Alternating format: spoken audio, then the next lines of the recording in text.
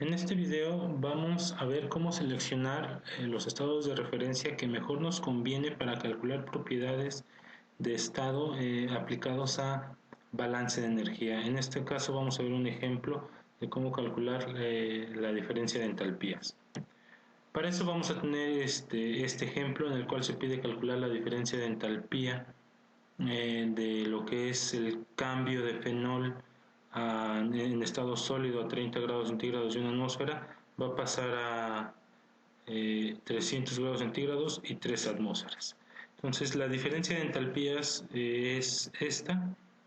Nosotros tenemos que ir del estado 2 al estado 1. En este caso vamos a suponer que tenemos un proceso en el cual tenemos una entrada que está en fase sólida a 30 grados centígrados de una atmósfera y va a pasar, vamos a tener una salida con lo que es fenol en fase vapor a 300 grados centígrados y 3 atmósferas. Para esto vamos a ver qué nos conviene hacer en cuanto a la selección de estados de referencia. Vamos a analizar dos casos.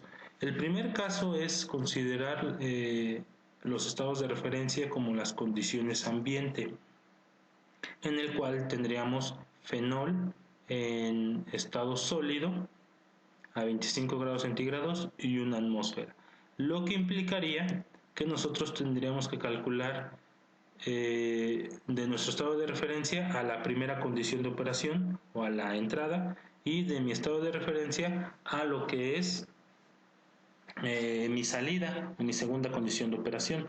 Entonces tendríamos que hacer estas trayectorias. En la primera sería solamente un cambio de temperatura, ya que la fase y la presión permanecen constantes, y en la segunda tendría que ser un cambio de fase de sólido a líquido y luego de líquido a vapor, y después un cambio de temperatura involucrando lo que son las temperaturas de fusión y de ebullición, y después un cambio de presión. Pero esta condición o este estado de referencia nos hace que calculemos dos entalpías, ¿sí? La entalpía o la diferencia de entalpías del estado de referencia a la condición de operación 1 y otra entalpía que va del estado de referencia a la condición de operación 2.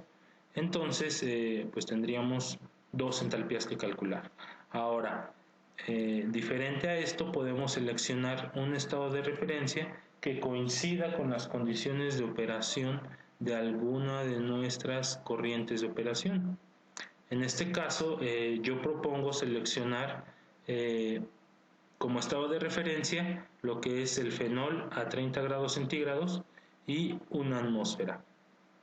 ¿Esto qué implicaría? Bueno, implicaría que con mi estado de referencia 2 yo tendría que ir de mi estado de referencia 2 a mi condición de operación, a la corriente de entrada. En este caso observamos que no hay ningún cambio, no sufre la entalpía ningún cambio debido al cambio de fase, temperatura o presión. Entonces, en este caso, ese cambio de entalpía valdría 0.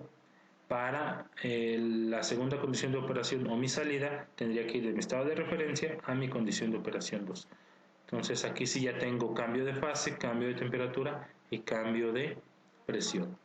En este caso, pues en vez de calcular dos entalpías que tenía que hacerlo con mi primer estado de referencia, aquí solamente tengo que calcular una entalpía. Entonces, en este caso sí es recomendable para balances de energía seleccionar estados de referencia que involucren condiciones de operación tanto de entrada o de salida, dependiendo a lo que a mí mejor me convenga. Bueno, eso es todo, espero y les pueda servir este video. Gracias.